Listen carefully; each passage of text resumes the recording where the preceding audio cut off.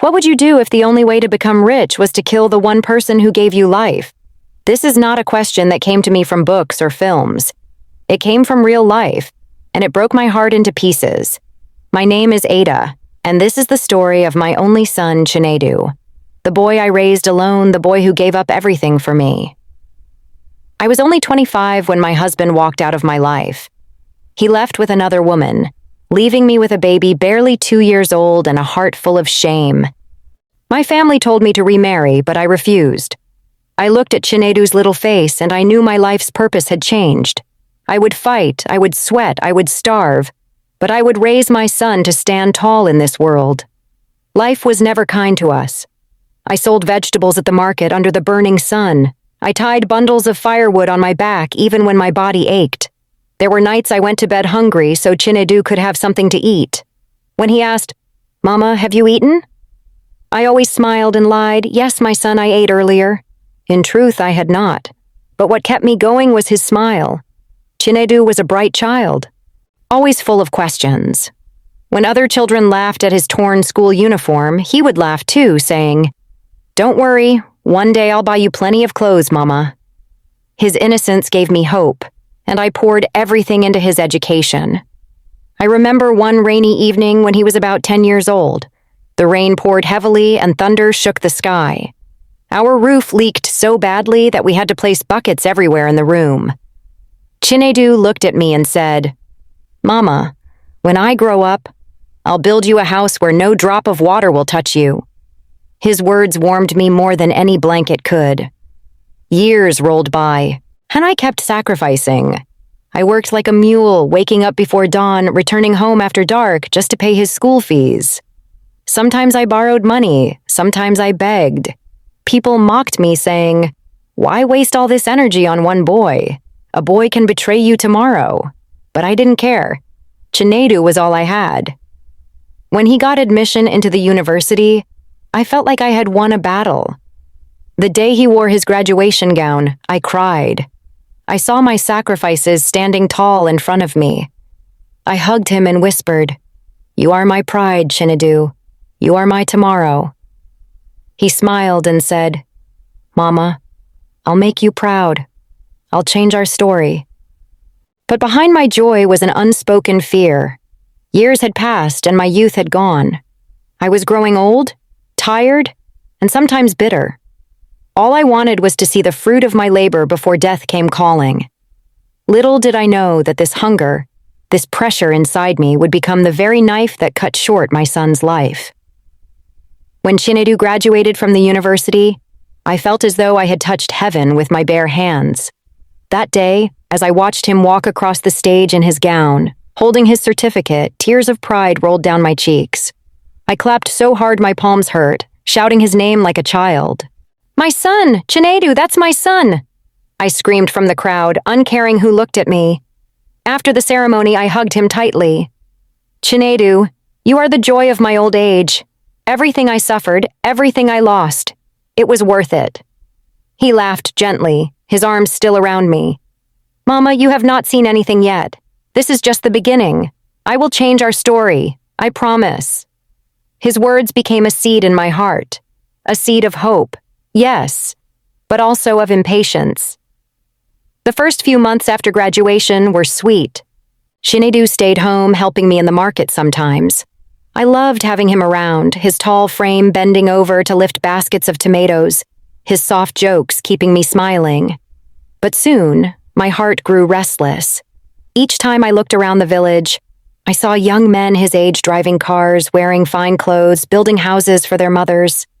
Whenever I visited the women's meeting, I heard the other mothers boast, "My son just sent me 200,000 naira for upkeep. Mine bought me a deep freezer last week." I would sit there smiling faintly, but inside my chest burned. My Chinedu had nothing to give me yet. One night while we were eating, I could no longer hold my tongue. "Chinedu," I said, "don't you see your mates? Don't you see how they are making it? Some of them didn't even finish school before they started building houses, but you, after all my sacrifices, you are still here, eating from the same pot with me." He looked at me with surprise, his spoon pausing midair. "Mama, Is it a crime to be patient? I just graduated. I'm still applying for jobs. God's time is the best. God's time? God's time? I snapped, my voice trembling. Will God's time build me a house? Will God's time stop my knees from aching every morning? I am not getting younger, Chinadu.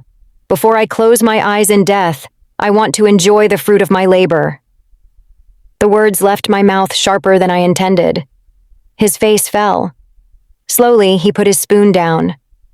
Mama, he said quietly, everything I am, everything I'll ever be, it's because of you. Do you think I don't want to make you proud? Do you think I don't see those boys with cars? But how do you know the kind of life they live? How do you know where their money comes from?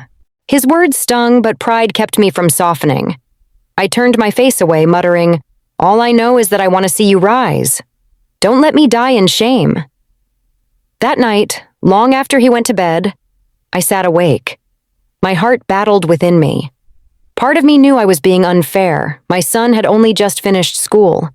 But another part whispered, time is running out, Ada. You cannot suffer all your life. I did not know then that my impatience, my comparisons, my endless pressure were pushing my son toward a path darker than any nightmare I could imagine. The days turned into weeks and the weeks into months. Chinadu applied to companies, submitted CVs, attended interviews, but nothing came back. Each rejection letter felt like a wound, though he tried to hide it from me. At first, I encouraged him. Don't worry, my son. Something will come. But as time dragged on, my encouragement became complaints, and my complaints turned into nagging. Every morning, when he sat on the veranda reading newspapers in search of job adverts, I would sigh loudly and mutter, other boys are already sending money to their mothers. Look at me, still sweating in the market like a slave. One evening I returned from the market to see him sitting quietly, staring into space. His shoulders drooped, his face pale with worry. I dropped my basket and asked, Chinedu, why are you sitting like this? Did anything happen? He forced a smile. Nothing, Mama. I'm just tired. But I could see the truth in his eyes. He was breaking inside. The pressure was not only from me. Our neighbors had sharp tongues. Aya? Ada's son is still at home? After university? Book no to give money again. See my boy, he no even reach university, but he don't buy motor. I heard them. And though I pretended not to care, their words sank deep into my heart. That night, I would repeat them to Chinedu, thinking I was pushing him forward. Do you hear what people are saying? Must I die before you stand up as a man? Do you want me to carry this shame to my grave? He would sit in silence, his jaw clenched, his eyes glistening with unshed tears. One night, he broke. Mama! His voice rose, trembling. Do you think I don't feel it? Do you think I don't hear them laughing at me? Every day I wake up with the weight of your sacrifices on my shoulders. Every day I pray, I beg God to open a way. But the more you compare me, the more I feel like I am nothing. His words cut me. For a moment I wanted to hold him, to say I was sorry. But pride is a dangerous thing. Instead, I muttered coldly, if you truly want to be a man, then prove it. Chinedu left the house that night without saying where he was going. I sat in the dark, the silence pressing against me like a heavy cloth. I thought he would return in anger, but when he finally came back, his face was calm. Too calm. He sat beside me and said softly, Mama, I will make you proud. Whatever it takes, I will make you proud. I didn't know what he meant. His tone scared me, but I brushed it aside, relieved that he had finally agreed. I even smiled and said, That's my son. Don't let me down. But inside his heart, my words had planted something dangerous, a seed of desperation. And desperation, when watered with pressure, can lead a man into places darker than the night. It was on a hot afternoon that Philip returned to the village. He had been Chinedu's friend back in the university, an ordinary boy, just like my son. They used to drink Gary together when things were tough, laugh over their empty pockets, and dream of making it big one day. But the Philip who stepped out of that shining black SUV was not the same boy I remembered. Gold chain around his neck, wristwatch that glittered in the sun, designer clothes that screamed wealth. He greeted villagers with wads of money in his hands, dashing notes as if they were nothing. The whole neighborhood buzzed. Women whispered, men nodded in envy, and I could not help staring at him. "Chinedu," I said that evening, "you saw your friend Philip. See how God has blessed him. Why can't you also try harder? Look at the way he takes care of his mother. Do you know he built her a house in the city?" Chinedu's face tightened. "Mama, you don't know where his money comes from. Things like this don't just happen overnight." But my heart was blind with longing. Must you always doubt? Not everybody who makes it fast is a thief. Maybe God has favored him. "Chinedu, can't you see how people respect him now? Even his mother walks with her shoulders high. Don't you want that for me too?" He didn't answer. He just stood up and walked outside. I didn't know he was going to meet Philip that very night. When they met, Philip welcomed him like a brother. "Chinedu," he shouted, pulling him into a hug. "Ah, my guy, you're still the same. How's life treating you?" Chinedu forced a smile. "Life is hard, Philip. I'm still struggling, still looking for work." Philip laughed loudly. "Work? My brother, work is for men who want to grow old in poverty. If you keep chasing jobs in this country, hunger will kill you before success arrives." Chinedu looked at him curiously. "So how did you do it? How did you suddenly become this?"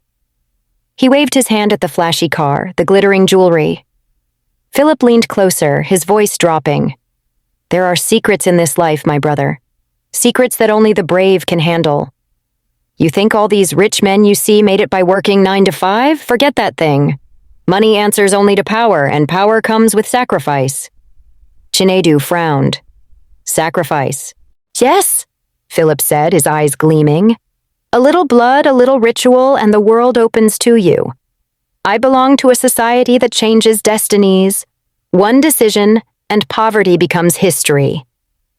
Chinedu shook his head slowly. "Philip, you know my mother raised me with fear of God. I can't do such a thing." Philip chuckled, patting his shoulder. "Don't be naive, my brother. Even pastors eat from the hands of rich men who made sacrifices. What matters is the result. Do you want your mother to keep suffering, selling tomatoes in the market? Or do you want her to live like a queen?" Those words pierced Chinedu's heart. Stay tuned for the part 2. Don't forget to give this video a like, share it with someone, comment and subscribe so that you won't miss the part 2. Stay safe.